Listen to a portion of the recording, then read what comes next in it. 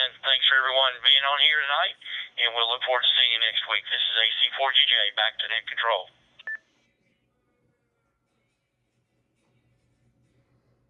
Okay, Keith. Well, thanks for being here, and thanks for covering the net periodically. And I think, speaking of that, I think Grady is on the books for next Tuesday night. All right, let's go to Robert, W9EGL. There's another one that was good to see up in Coleman on Saturday. Robert, go ahead and pick it up. Well, thank you, Ken, and howdy, kids. W9EGL, Robert in central Alabama, where we're anticipating not as much rain as we were last hour, but still some of the forecast.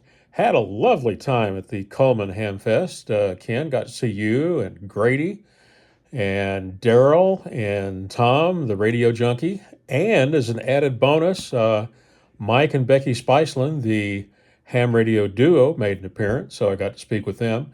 I've been corresponding with Becky about my attempt to learn CW, and of course I spent time with them in Dayton at the Ham Fest there this past May. So great to see everybody. The venue is lovely. The turnout was a bit smaller than I would have anticipated, but the nice smooth floor, I rolled right over it and had a great time. Alan and Lynn from Fat Cat Parts was there, and good to see them. They've come to the Montgomery Ham Fest, and I've seen them at other Ham Fests too. So remember, their parts are not made in China. I won a door prize, which goes to show that if you buy enough tickets, you improve your chances. There was one fellow that looked like he had 100 tickets. They'd called his number, and he didn't write his call sign on the back of his ticket, so he was going through trying to find the numbers. He finally did. But I won a prize pack courtesy of MTC Radio Main Trading in Paris, Texas.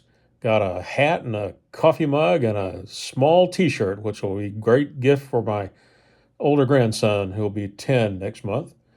But when I was active in the Internet BMW Riders, we'd have rallies and such. Whenever we had door prizes, we would also provide a stamped postcard filled out with the address of the person who donated the door prize or whatever item. So that way, because it takes people time and effort to donate to Hamfest and various things like that. So it's always good to thank them.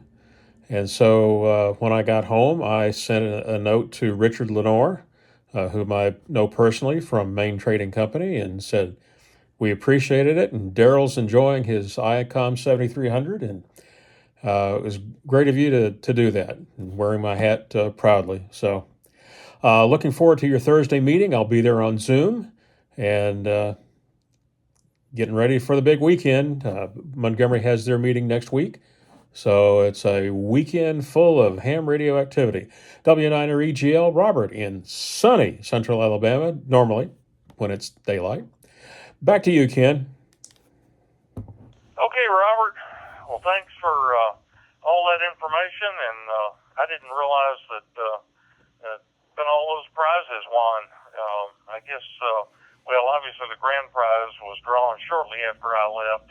I left a little bit ahead of that, but that's great news. All right, let's go now to Jim, W4CWI.